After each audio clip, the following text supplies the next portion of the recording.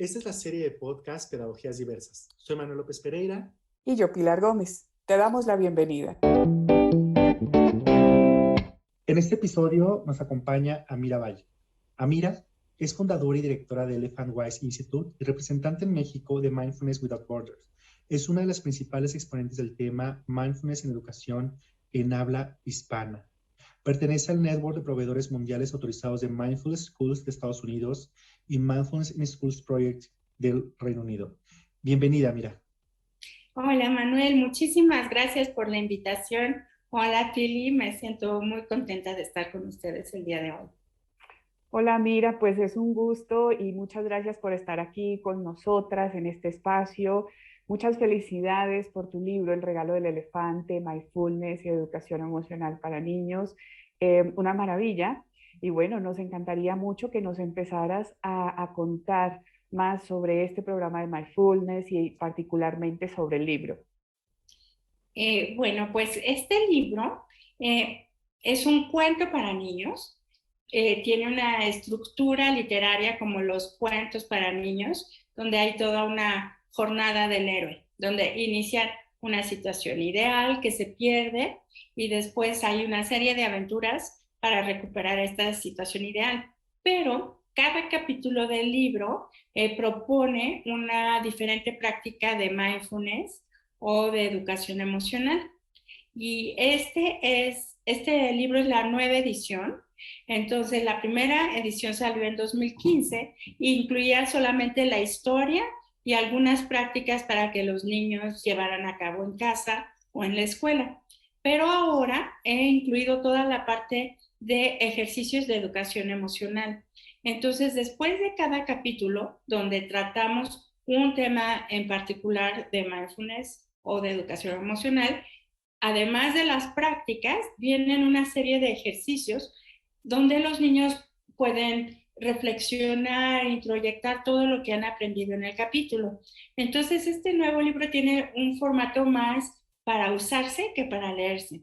Tiene ejercicios para dibujar, para recortar, para coser, para pósters, para pegar, una serie de cosas que hacen que sea mucho más interactivo. Y además tiene un código QR para las prácticas guiadas. Entonces los niños también pueden hacer en casa con sus papás, en familia o en la escuela con los maestros, todas estas meditaciones guiadas que les van a ayudar todavía más, pues realmente a hacer suyo el contenido del libro. Mira, a mí me gusta mucho esta idea de que hablas de las actividades y cómo nosotras podemos como acercarnos. Me gusta también la idea de que el libro es de 0 a 99 años, ¿no? O sea, me parece ideal que hables de que también los adultos podemos usarlo con o sin los niños. Y me gustaría muchísimo si nos puedes hablar, ¿qué es mindfulness? ¿Por qué es importante hablar de mindfulness en la educación? ¿Y por qué es importante tener esta herramienta? Bueno, mira, mindfulness es una cualidad humana que en todas las culturas se ha desarrollado a lo largo de la historia.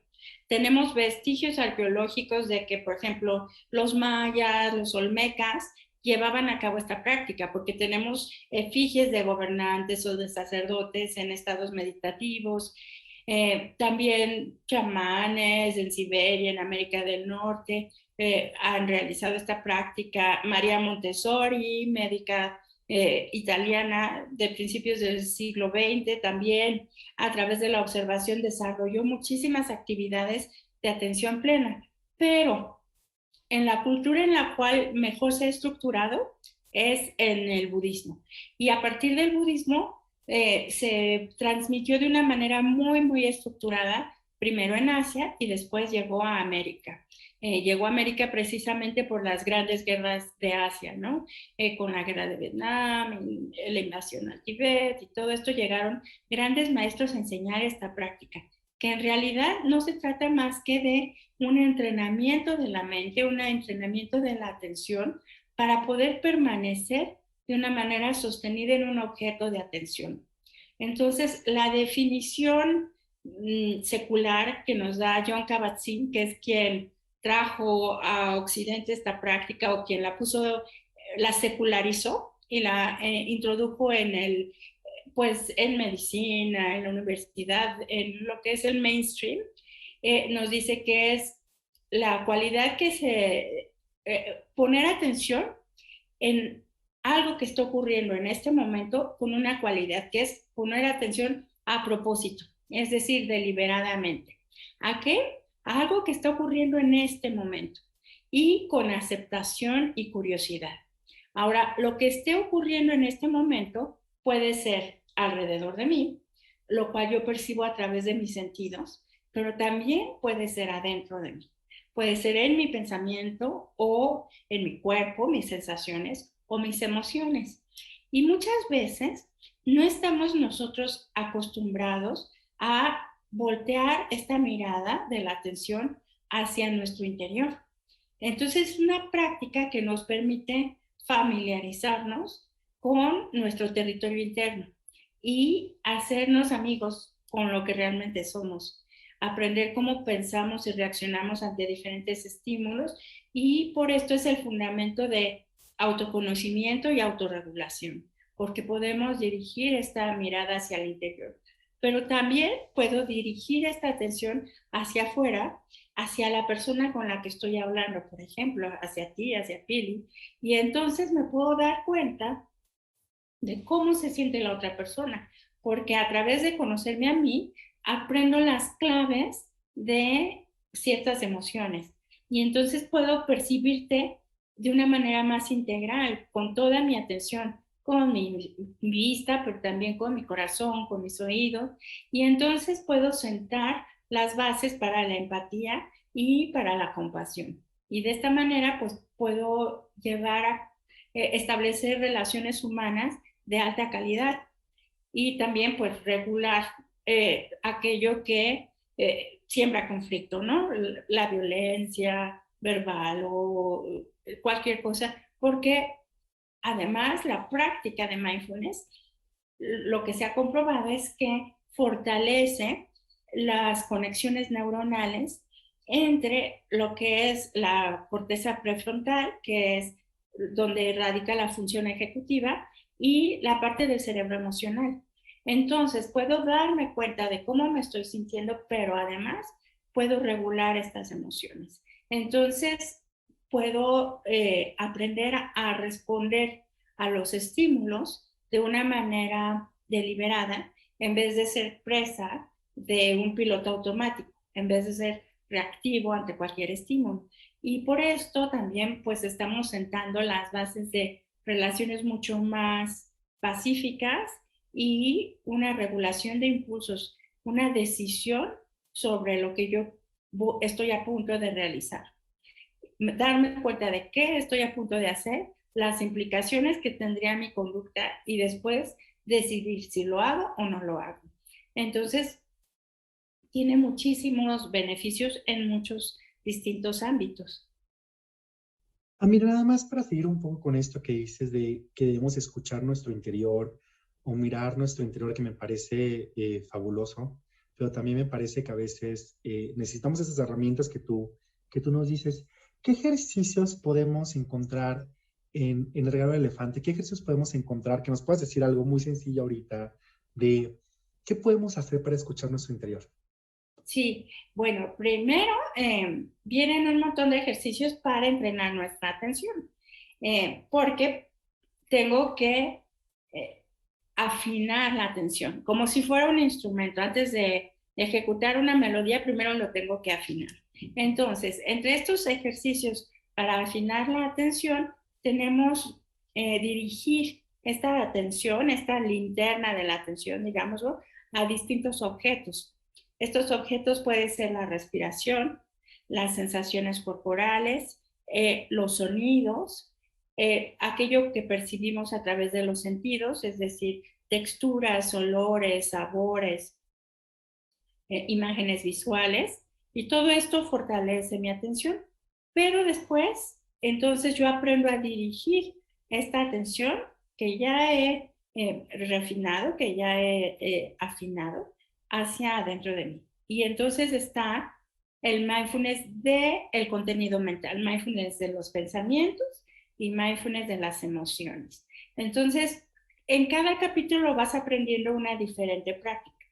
Por ejemplo, en el capítulo 1 hablamos sobre el cambio. Inicia una situación donde habían animales y plantas en un lugar con mucha agua, pero de pronto hay una gran sequía y todo cambia. Y los niños tienen que cambiar la manera en la que se divierten porque los animales se van.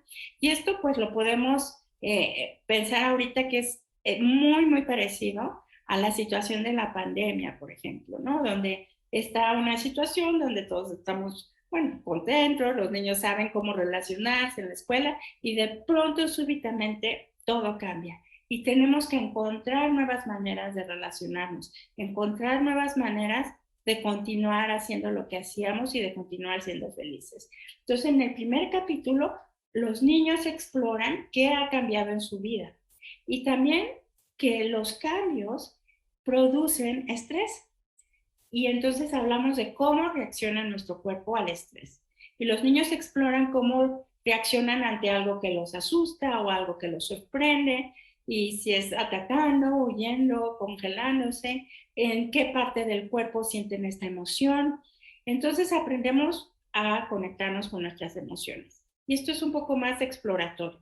Pero después vienen ya prácticas de regulación emocional.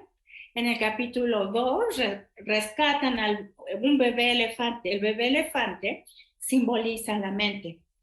Cuando yo desarrollé este programa, primero, pues me había certificado en distintos programas de mindfulness en educación, y cuando trabajé con niños muy pequeños, pues no había ni un programa para esa edad.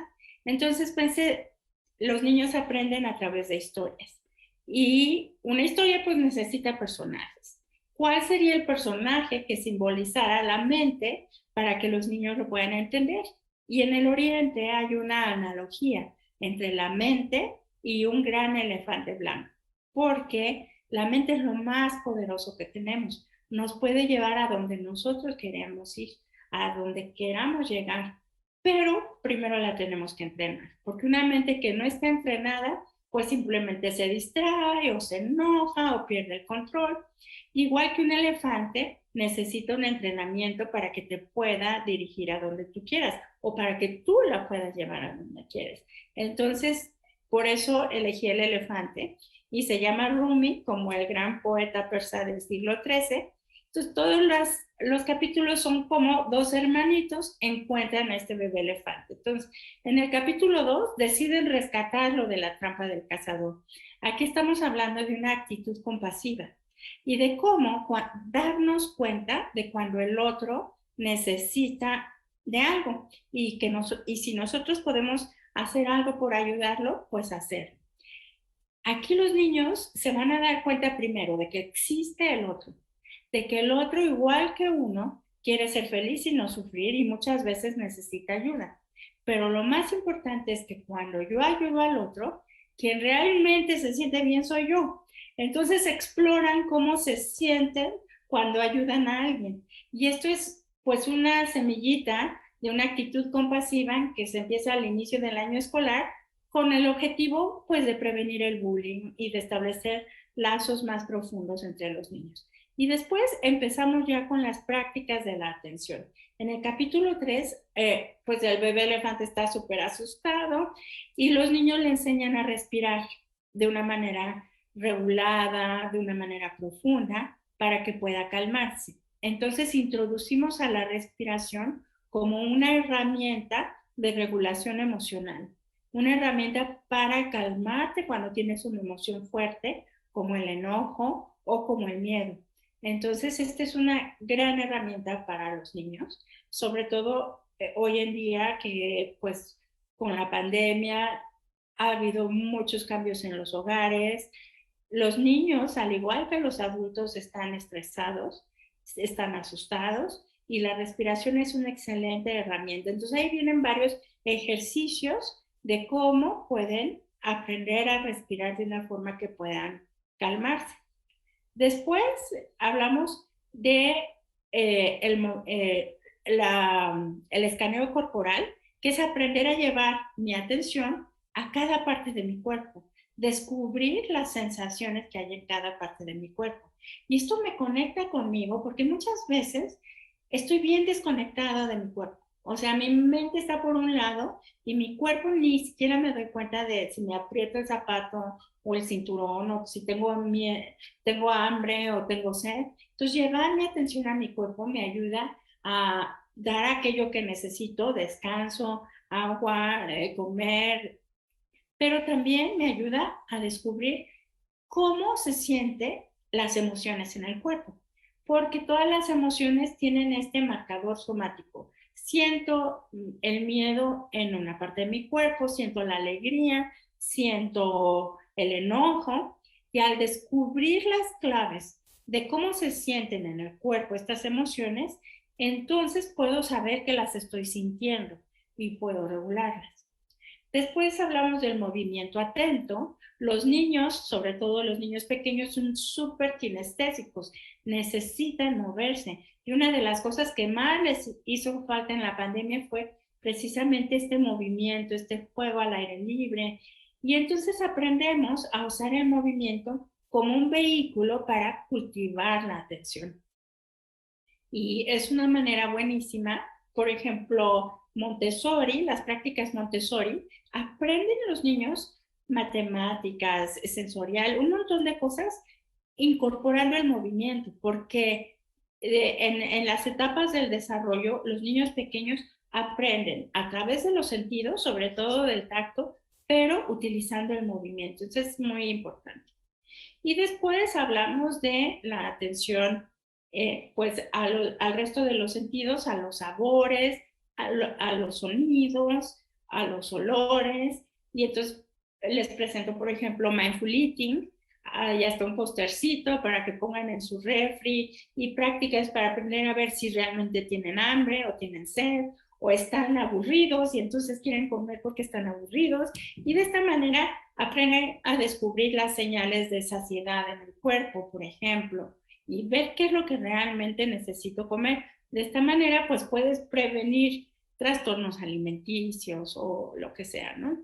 Y ya después, una vez que hemos cultivado la atención a través de todas estas prácticas, entonces volteamos al interior y tenemos el mindfulness de los pensamientos, aprender a ver a los pensamientos como nubes. Generalmente nosotros, cuando ponemos atención a algo de nuestros sentidos, por ejemplo, si veo el color azul, pienso, estoy viendo el color azul. Nunca pienso, soy el color azul. Sin embargo, con los pensamientos, solemos identificarnos con el pensamiento, en vez de verlo como un contenido de la mente.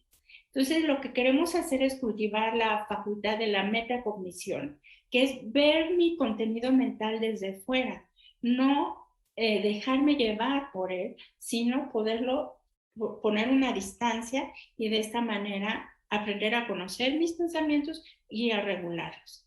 Y después hablamos ya de la parte emocional, el cultivo de la compasión. Después hay un capítulo que es los ratones, ¿no? Los ratones aterrorizan a los elefantes y los elefantes pierden el control con los ratones, y de la misma manera los disparadores emocionales nos hacen perder el control. Y algo que podría parecer muy insignificante y hasta cute para otras personas, a nosotros nos puede hacer o asustarme muchísimo. Por ejemplo, a mi mamá le aterran las mariposas, ¿no? Entonces una mariposa sale corriendo de grito, o a lo mejor enojarme muchísimo. Me dices una cierta palabra, me volteas a ver de una forma y bolas, exploto.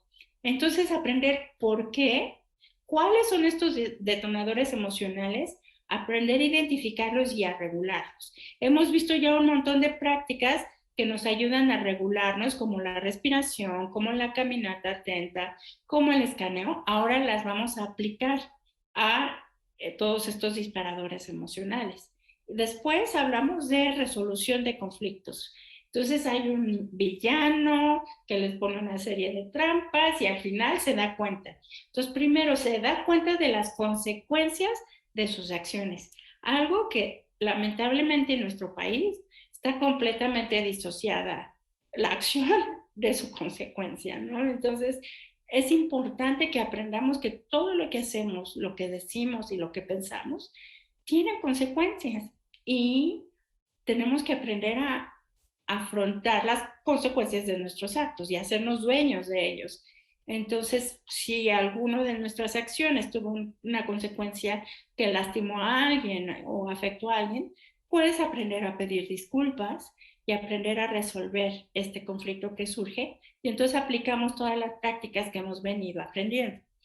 Esto es importante porque para una cultura de paz no basta iniciar con un método de resolución de conflictos, porque generalmente, si no he cultivado anteriormente una serie de estrategias y de prácticas, es difícil. Si estoy en el peor de los enojos, de pronto, ay, ya te perdono, ay, pero no, necesito aprender primero a identificar qué siento, después a regularlo. Una vez que ya lo regulé, entonces tengo que aprender a darme cuenta que siente el otro, ponerme en su lugar y después entablar un diálogo. Entonces, presentamos esto y finalmente cuando ya el bebé elefante va a encontrar a su familia, pues la gratitud. Gratitud por todas las cosas lindas que vivieron, pero también el dejar ir. No podemos congelar un momento. Todo, iniciamos el libro aprendiendo sobre la impermanencia. Todo cambia, se transforma momento a momento y termina hablando de la impermanencia. Entonces, las cosas bellas, al igual que las cosas difíciles, también pasan y aprender a disfrutarlas plenamente en el instante. Y entonces cultivamos esta cualidad en los niños de la gratitud, tan importante, porque si no aprendemos a sentir gratitud, a ser agradecidos, no podemos ser felices. No podemos ser felices porque no nos damos cuenta de las cosas buenas. Entonces, entrenamos a los niños a aprender a darse cuenta de lo bueno y a morar en lo bueno, a guardar todas estas experiencias positivas como un tesoro en su corazón. Y hay prácticas, meditaciones para aprender a guardar lo muy bueno. Y así como en un inicio aprendimos a dirigir la linterna de la atención a las cosas positivas, porque en nuestra sociedad estamos tan familiarizados con voltear a ver lo negativo, con quejarnos de todo. Vamos a un café y salimos, la plática desde que me asaltaron, me hicieron, y salimos aterrorizados de la plática familiar o con las amigas. Entonces, es muy importante aprender a darte cuenta de lo bueno también, morar en él y generar esta actitud de agradecimiento y de positividad. Entonces, más o menos, pues son todas las prácticas que vienen. Es como una caja de herramientas. Entonces, tú vas a escoger la que necesitas en cada momento. Si andas comiendo mucho y dices, ay, quiero aprender a tener un poco más de mindful eating, pues haces el capítulo de mindful eating. Si estás muy enojado, a lo mejor la atención a la respiración. Si lo tuyo es moverte, pues el movimiento atento. Y así, o sea, dependiendo de lo que necesitas en cada momento, es la práctica que vas a utilizar. Pues maravilloso, Amira, realmente el escucharte y sobre todo que nos comentes de este maravilloso libro, porque sin lugar a duda se ve que es como la suma de toda tu experiencia a lo largo de varios años en el trabajo que has venido realizando. Y también lo interesante es cómo nos ofreces estos ejercicios prácticos que muchas de las familias podemos ya poner en práctica y también es una herramienta para una orientación para muchas maestras y maestros que sin lugar a duda utilizarán, claro, en su salón de clase o lo incorporarán en sus planeaciones porque va a ayudar muchísimo toda esta parte que comentaba sobre la atención plena, sobre la parte del autoconocimiento, sobre la parte de la autorregulación. Así que va a ser una herramienta muy útil. También en la escuela va a ser una herramienta muy útil en nuestros hogares, en nuestras casas. Y lo mejor es que, por supuesto, nos va a ayudar a que nuestras niñas, nuestros niños, nuestros jóvenes también, como que desarrollen todas estas habilidades a nivel socioemocional que tanto necesitamos. Y para cerrar, pues cuéntanos, porque ahorita también sería un maravilloso regalo, ¿dónde podríamos encontrar entonces este libro? Pues mira, este libro está en las librerías Gandhi. Se puede comprar en la librería o pedirlo online y te lo envían a tu domicilio. La próxima semana ya va a estar en la librería del Sótano también y probablemente en el Péndulo. Y también va a salir el libro en inglés, por si a alguien le interesa, en Amazon, en Kindle. Qué maravilla. Muy bien, pues hay que aprovechar entonces todas estas opciones para poder adquirir el libro El regalo del elefante Mindfulness para niños. Muchas gracias, Amira. Gracias, Kili. Gracias, Manuel. Gracias, Amira. Hasta luego. Hasta luego. Mil gracias. Agradecemos tu compañía en este podcast. Nos vemos en el siguiente episodio de Pedagogías Diversas.